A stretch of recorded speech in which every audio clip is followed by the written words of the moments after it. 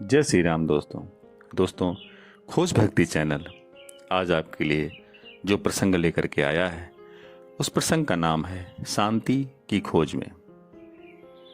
बहुत ही अच्छा प्रसंग है। कबहु करि करुणा नर देही देत ईस बिनु हेतु सनेही। इस सृष्टि में मानव जन्म प्रभु का सर्वोत्तम वरदान है। आहार, निद्रा, भय और मैथुन सभी जीवों में समान रूप से विद्यमान है, परंतु प्रभु ने मनुष्य को अपनी विशेष विभूति विवेक शक्ति प्रदान करके उसे सत्य और असत्य को समझने की क्षमता प्रदान करके इस योग्य बना दिया कि इस अंतिम जन्म में अपना उद्धार करके वह संसार के बंधन और आवागमन के दुखद क्रम से मुक्त हो सके। यह अंतिम मानव जन्म बंधन के लिए नहीं, मुक्त होने के लिए मरण को संवारने हेतु में ही मिला है। सृष्टि के कण कण में प्रभु का वास है और यह मानव जीवन प्रभु की विशिष्ट रचना है। मनोहारी प्रभु की माया भी सृष्टि का प्रमुख भाग है, जिससे मुक्त होना बड़ा कठिन है।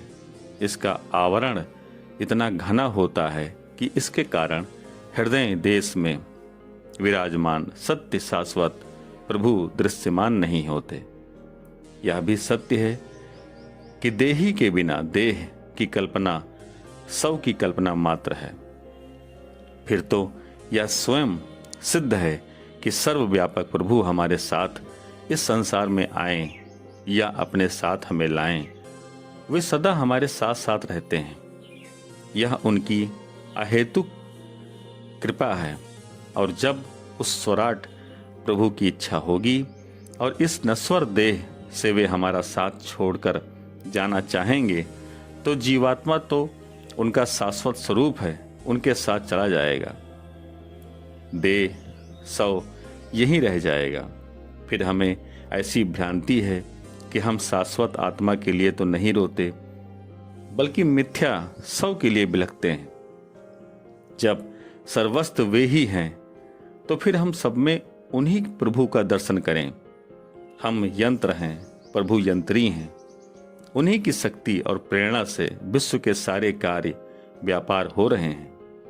दृढ़ विश्वास एवं श्रद्धा से ऐसी निष्ठा होने के बाद हम तुम तेरा मेरा सारा अहंकार गल जाएगा। फिर जित देखो तित श्यामय हैं। कुछ अन्यथा देखने और समझने के लिए बचता ही नहीं। फिर अशांति और शोक के लिए स्थान ही कहाँ है। हमने जो कुछ भी प्राप्त किया है वह प्रभु की कृपा और शक्ति से प्राप्त किया है।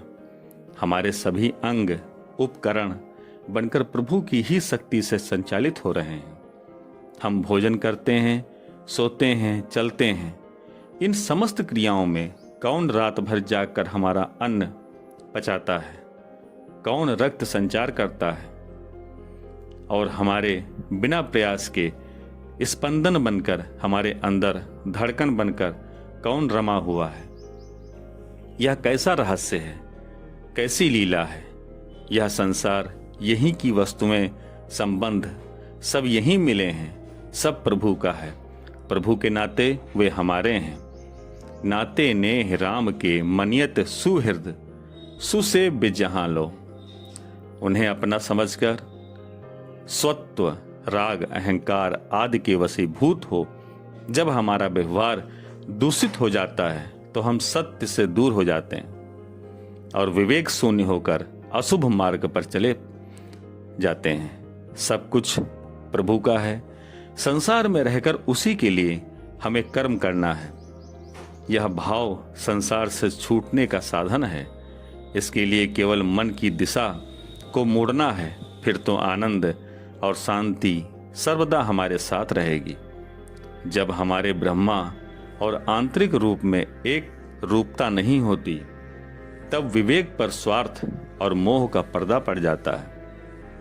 उस समय हम सत्य स्वरूप प्रभु से दूर हो जाते हैं। पर यह ध्यातव्य है कि केवल सत्य से असत्य को, प्रेम से क्रोध को, सहिष्णुता से उद्विग्नता को और संयम से काम एवं हिंसा भाव को शांत करना संभव है। यदि प्रभु की कृपा से हमारी विवेक शक्ति पूर्ण रूप से जागृत है, तब कठोर अनुशासक की भांति वह हमारे अंदर आने वाले कुटिल विचार, कर्म एवं वासनाओं को रोकेगी, उनका नियंत्रण अथवा मार्गांतरण करेगी। इससे हमारा मन शांत रहेगा। मन को वश में करना तथा आत्मनियंत्रण बनाए रखना सहसा कठिन है, किंतु निरंतर विवेक के आश्रय में रह करके अभ्यास द्वारा शुभ चिंतन से अशुभ वृत्तियों का हनन किया जा सकता है।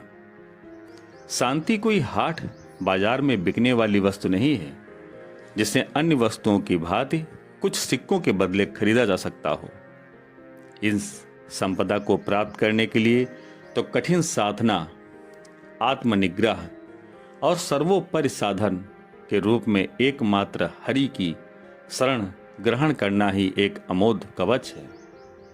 जीवन में भरण पोषण हेतु यद्यपि धन अनिवार्य है, परंतु धन की सीमा और उपार्जन के साधनों पर विचार करना चाहिए। भारतीय संस्कृति में पुरुषार्थ चतुष्टय के अनुसार धर्म, अर्थ, काम, मोक्ष का क्रम है। धर्म का क्षेत्र और मर्यादा अत्यंत विस्तृत है, पर संक्षेप में धर्म न दूसर सत्य समाना, आगम निगम पुराण बखाना, इतना ही हमारे जीवन के लिए कल्याणकारी होगा। सत्य जो शाश्वत परमात्मा का रूप है, इसके आश्रय और नियंत्रण में अर्थोपार्जन हो। धर्म की ही सीमा में कामनाओं का प्रसार हो, इतना यदि प्रभु की कृपा से हो गया, फिर तो मोक्ष का द्वार स्वमेव खुल जाएगा। मंगल ही मंगल है। पर दुर्भाग्यवश आज के आदर्श और जीवन संहिता बदल गए हैं। इस कारण दुख तथा अशांति का वर्ण हमने स्वेच्छा से ही किया है। इसका कारण धन का अभाव नहीं है, कारण है कामनाओं का अविवेकपूर्ण असंतुलित प्रसार और सामाजिक प्रतिस्पर्धा, जिसके पीछे हम पतन, अनिद्रा, शोक और अशांति जैसे विकराल कष्टदायी शत्रुओं के पास में जकड़े हुए हैं। हमें विदित है कि पाश्चात्य देशों का अनुकरण और भौतिकवादिता से हमारे भारतीय सिद्धांतों और आदर्शों का मेल नहीं है, फिर भी हम उनकी कृत्रिम सभ्यता को बड़ी तीव्रता के साथ अपना रहे हैं, जिसका प्रभाव युवा पीढ़ी पर स्पष्ट रूप से दृष्टिगत हो रहा है। और इसका परिणाम है आंतरिक असंतुलन और नैराश्य। अशांति का इससे बड़ा और क्या कारण हो सकता है? भोगवादी सिद्धांत के अनुसार भीषण दुष्परिणाम है। इस सिद्धांत की परिपुष्टि इजिप्ट के दार्शनिक इम्होटेप ने 2650 ईसा पूर्व में की थी। इस सिद्धांत के अनुसार खाओ पियो और मौज करो, क्योंकि कल हम मृत्यु को प्राप्त हो सकते हैं। ऐसी मान्यता थी कि जीवन का लक्ष्य ऐसा भी हो सकता है। यह विचारणीय विषय है।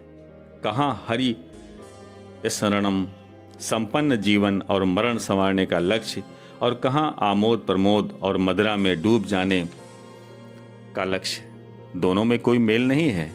हमें अपने देश के धार्मिक स्तंभों श्रीमद् भगवद गीता, रामायण आदि पर गर्व करना चाहिए।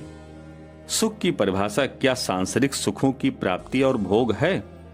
हमें विचार करके स्वयं अपना मार्ग निर्धारित करना है। पाश्चात्य देशों के आमोद प्रमोद पूर्ण जीवन दर्शन, जीवन मूल्य जो वास्तव में शून्य के सदृश हैं, उनके अनुकरण से हमारा कल्याण संभव नहीं है। आज हमारे भारतीय जीवन मूल्य और आध्यात्मिक दर्शन का स्तर गिरकर अस्थायी प्रलोभनों पर ठहरता हुआ प्रतीत होता है। हम यह भूल रहे हैं कि सांसारिकता अस्थायी है और यही भोग शक्ति दुख और अशांति का जनक है। आज सत्य पीछे छूट गया, अपेक्षित जीवन लक्ष्य पकड़ने में भूल हो गई। और मृग तृष्णा में भटककर हमने दुख और अशांति का वर्ण कर लिया है। इससे मुक्ति पाना है तो हमें भगवान के द्वारा, संतों के द्वारा तथा शास्त्रों के द्वारा बताए गए मार्ग पर चलना होगा, तभी सच्ची शांति मिलेगी। सभी बातों का यही निचोड़ है कि नाम महाराज कि हम शरण ग्रहण कर लें। नारायण जनार्दन का वचन है, जो मेरे नामों का गान करके मेरे समीप प्रेम से रो उठता है, उसका मैं खरीदा हुआ दास हूं। यह जनार्दन किसी अन्य के हाथ नहीं बिका है। गीतवाचा मम नामानि रुदन्ति मम सन्निधो तेसामहम परिकृतो नान्यकृतो जनार्दना। एक और तथ्य की बात है, प्रभु सत्यम शिवम सुंदरम है। प्रभु से भी बड़ा उनका पावन नाम है। अन्य वस्तुएं आदि मध्य अंत युक्त विनाशशील हैं, किंतु हरि नाम अविनाशी है। सत्य स्वरूप प्रभु का अवलंबन असत्य स्वरूप संसार से मुक्ति देने वाला है। शिव का आशय पवित्रता से है। अपवित्रता पवित्र रूप परमात्मा का स्पर्श नहीं कर सकती। सुंदरम का आशय है प्रभु की सुंदर सृष्टि, जिसके कण कण में प्रभु व्याप्त हैं। फिर प्रभु स्वयं कितने सुंदर हैं। हमारे जीवन में सत्य का प्रकाश हो, जीव के कर्म विचार हृदय पवित्र हों, जिससे हमारे प्रभु प्रसन्नता पूर्वक उसमें निवास करें। साथ ही आती जाती श्वासों की डोर नाम महाराज से बंधी रहे। सत्य विचार, सत्य वाणी, सत्य व्यवहार जो प्रभु का पावन स्वरूप है, इसे पकड़ना परम शिव और परम सुंदर है। हम स्वयं प्रभु से यह वरदान प्राप्त करें और दूसरों को भी इस मार्ग पर चलने की प्रेरणा दें। यही सुख और शांति का एकमात्र मार्ग है। इसी सन्मार्ग पर चलने के लिए ही प्रभु ने हमें यह शरीर दिया है। तो दोस्तों, यह प्रसंग अच्छा लगा तो चैनल को सब्सक्राइब करना और वीडियो को लाइक करना। धन्यवाद। जय हिंद, जय भारत।